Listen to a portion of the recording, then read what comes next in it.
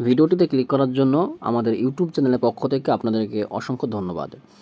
আমরা আজকের এই ভিডিওতে ডিএলএড পার্ট 1 2024 যে এক্সাম রয়েছে সেখান থেকে সিপিএস 1 অর্থাৎ বাংলা সিপিএস 1 সাবজেক্টে বাংলার সাজেশান নিয়ে আলোচনা করব। এই ভিডিওতে যে সমস্ত সাজেশান প্রশ্নগুলো আপনাদেরকে প্রোভাইড করব বা তোমাদেরকে প্রোভাইড করব সেগুলো মোস্ট ইম্পর্টেন্ট কোশ্চেন। এখানে যে সমস্ত প্রশ্নগুলো বলবো এর বাইরে আশা করব অন্য কোনো প্রশ্ন হবে না। এখান থেকে 2 মার্কের বলো, 7 মার্কের বলো এবং 16 মার্কের প্রত্যেকটা প্রশ্ন কমন আসবে, এটা 100% গ্যারান্টি দিয়ে বলছি। পরীক্ষা দিয়ে এসে কোশ্চেনপত্র আপনারা মেলাতে পারেন বা তোমরা মিলে নিতে পারো। তো বলবো চ্যানেলে নতুন হলে অবশ্যই করে চ্যানেলটাকে সাবস্ক্রাইব করে সঙ্গে থাকবেন এবং বেল নোটিফিকেশানে অল অপশানটি অন করে রাখবেন, যেন সবার আগে এই ধরনের সাজেশন সংক্রান্ত প্রশ্নোত্তর সংক্রান্ত যে কোনো ভিডিও আমরা সবার আগে দিতে পারি। তো চলুন কথা না বাড়িয়ে আমরা প্রশ্নগুলো শুরু করি। এখানে আপনারা কোশ্চেন দেখতে পাচ্ছেন, ঠিক আছে। Bangla suggestion 2024 DElEd. প্রথম প্রশ্ন রেখেছি আমরা, খুব ইম্পর্টেন্ট এবং মোস্ট ভ্যালুয়েবল কোশ্চেন। প্রথম প্রশ্ন, নৌকাযাত্রা কবিতাটি রচয়িতাকে, নৌকাটি কোথায় বাঁধা ছিল? 2 নম্বর প্রশ্ন, পশুর দেশে গদ্যাংশতে কোন কোন পশুর উল্লেখ আছে? সত্যি সোনা গল্পে কৃষকের পুত্র কীভাবে সোনা লাভ করল বা সত্য সোনা লাভ করলো? কোশ্চেন নাম্বার 4, গভীর জঙ্গলে ফুল পরীরা কেন নেমে আসে? কোশ্চেন নাম্বার 5, তালগাছ কেন বৃথা আকুপাকু করে? কোশ্চেন নাম্বার 6, রাঢ়ী উপভাষার দুটি বৈশিষ্ট্য লিখুন। কোশ্চেন নাম্বার 7, ভাষা কাকে বলে? দুটি বৈশিষ্ট্য লিখুন। সরব পাঠ ও নীরব পাঠের দুটি পার্থক্য, নীরব পাঠের দুটি সুবিধা ও অসুবিধা লিখুন। ঠিক আছে, নেক্সট যে সমস্ত প্রশ্নগুলো রয়েছে আমরা একে একে দেখব। এইখান থেকে 2 মার্কের প্রশ্ন আপনারা নিশ্চিত কমন পাবেন। কোশ্চেন নাম্বার 10, প্রাথমিক স্তরে ব্যাকরণ পড়ানোর প্রাথমিক উদ্দেশ্যগুলি কী কী? কোশ্চেন নাম্বার 11, কথোপকথন পদ্ধতির দুটি অসুবিধা লিখুন। কোশ্চেন নাম্বার 12, অনুবন্ধ প্রণালী কাকে বলে? কোশ্চেন নাম্বার 13 কী রয়েছে? 14, জটি পিসমার বাড়িতে কোন বারে কেন তালের প্রয়োজন হয়েছিল? কোশ্চেন নাম্বার 15, অর্থ পার্থক্য লিখুন। আবরণ ও আভরণ এদের মধ্যে পার্থক্যটা কী? আবল তাবল বইটি কার লেখা? তার লেখা একটি কবিতার নাম লিখুন। তাল নবমী গল্পটি কার লেখা? 18 নম্বর, বিশেষ্যপদ কাকে বলে? উদাহরণ লিখুন। আদর্শ শিক্ষকের দুটি বৈশিষ্ট্য লিখুন। আরোহী পদ্ধতির দুটি সুবিধা উল্লেখ করুন। নেক্সট আমরা দেখব কোশ্চেন নাম্বার 21 কী রয়েছে? বানান সংশোধনের দুটি দিক উল্লেখ করুন। নিরবিচ্ছিন্ন মূল্যায়ন বলতে কী বোঝেন? শব্দানুক্রমিক পদ্ধতি কাকে বলে? উদাহরণ লিখুন। অর্থ পার্থক্য লিখুন। পরভৃত আর পরভৃত। অবরোহী পদ্ধতির বৈশিষ্ট্য লিখুন। তালব্য বর্ণ কাকে বলে? বাংলা ভাষা শিক্ষণের সহযোগী রূপকরণের নাম লিখুন। আদর্শ পাঠের দুটি বৈশিষ্ট্য লিখুন এবং সামগ্রিক মূল্যায়ন কাকে বলে? মোস্ট ইম্পর্টেন্ট এই সব প্রশ্নগুলো। নেক্সট আমরা দেখে নেব 2 মার্কের প্রশ্ন এখানেই শেষ। বানান শিক্ষার দুটি গুরুত্ব বিবৃত করুন।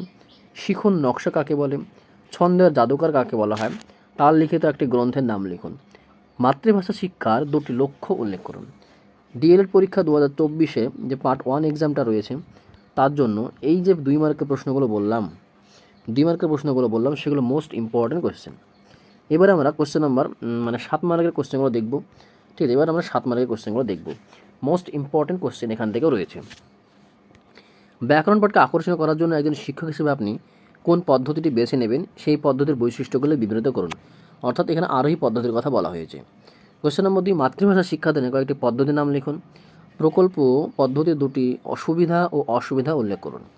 কোশ্চেন নম্বর 3, বাংলা বানান ভুলের কারণ ও বাংলা বানান ভুলের কারণ বা প্রতিকার সম্বন্ধে নিজের ভাষায় লিখুন। নেক্সট, সার্থক মূল্যায়ন বলতে কী বোঝেন?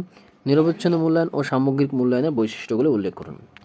নেক্সট কোশ্চেন আমরা দেখব, মোস্ট ইম্পর্টেন্ট কোশ্চেন, ভাষা শিক্ষার ক্ষেত্রে শিক্ষা সহায়ক উপকরণের 3টি উদ্দেশ্য লিখুন। আরোহী পদ্ধতির বৈশিষ্ট্যগুলো উল্লেখ করুন। ভাষা শিক্ষার 4টি স্তম্ভ: শোনা, বলা, পড়া ও লেখা। এই উক্তিটির তাৎপর্য ব্যাখ্যা লিখুন। নীরব পাঠের সংজ্ঞা দিন। এই পাঠের উদ্দেশ্যগুলি বিবৃত করুন। সরব পাঠ কাকে বলে? এই পাঠের 5টি উদ্দেশ্য লিখুন। এখানেও যে প্রশ্নগুলো বললাম 7 মার্কের জন্য খুবই গুরুত্বপূর্ণ। 7 মার্কের জন্য কিন্তু আপনাদেরকে এই প্রশ্নগুলো কিন্তু বারবার পড়তে হবে, অন্তত চোখে দিয়ে দেখতেও হবে। ঠিক আছে, ভেরি ভেরি ইম্পর্টেন্ট কোশ্চেন এগুলো। নেক্সট আমরা দেখে নেব কোশ্চেন 16 মার্কের কোশ্চেন। ঠিক আছে, 16 মার্কের কোশ্চেন আমরা দেখব। এই প্রশ্নগুলো খুব অল্প সংখ্যক প্রশ্ন রয়েছে যেগুলো মোস্ট ইম্পর্টেন্ট কোশ্চেন। এই প্রশ্নগুলো আপনাদেরকে একবার হলেও দেখতে হবে।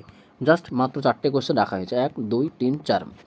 প্রথম প্রশ্ন, পাঠের ক্ষেত্রে মূল্যায়নে যে কোনো 6টি প্রয়োজনীয়তা লিখুন। আভ্যন্তরীণ মূল্যায়ন ও বহিঃমূল্যায়নের সংজ্ঞাসহ পার্থক্য লিখুন।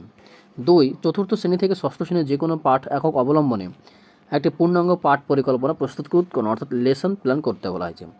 কোশ্চেন নম্বর 3, পঞ্চম থেকে ষষ্ঠ শ্রেণীর যে কোনো একটি পাঠ একক অবলম্বনে একটি অনুপাত টিকা উল্লেখ করুন। ঠিক আছে। কোশ্চেন নম্বর 4, প্রকল্প পদ্ধতি কাকে বলে? এই পদ্ধতির স্তরগুলি সম্পর্কে আলোচনা করুন। তো বাংলা সাজেশনের জন্য যে সমস্ত প্রশ্নগুলো এখানে বললাম, 16 মার্কের, 2 মার্কের বা 7 মার্কের, যেগুলো বললাম না কেন, প্রতিটা প্রশ্ন আপনাদের জন্য মোস্ট ইম্পর্টেন্ট কোয়েশ্চেন। আপনারা এই যে প্রশ্নগুলো যদি না পড়ে যান তাহলে কিন্তু পরীক্ষা খারাপ হতে পারে।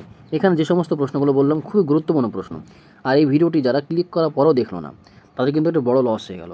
তাই বলবো, যে সমস্ত সাজেশনগুলো আমি আপনাদেরকে প্রোভাইড করব সেগুলো কিন্তু আপনারা হয় লিখে নেবেন বা স্ক্রিনশট মেরে নেবেন বা লিখে নেবেন। ঠিক আছে, তাহলে সবচেয়ে ভালো হয়। তো ভিডিওটা আমরা এখানে শেষ করব। তার আগে একটা ছোট্ট অ্যানাউন্সমেন্ট, যে আমরা এরপরে ইংলিশ সাজেশান, অর্থাৎ ইংলিশ সাজেশানটা নিয়ে আলোচনা করব। এটা আমরা চেষ্টা করবো আজকে সন্ধ্যার মধ্যে দিয়ে দেওয়ার। তো বাংলা সাজেশানটা কেমন হয়েছে আপনারা অবশ্যই কমেন্টে লিখে জানাবেন। চ্যানেলে নতুন হলে অবশ্যই সাবস্ক্রাইব করে সঙ্গে থাকবেন। সকলকে আবারও একবার জানাচ্ছি থ্যাংক ইউ সো মাচ।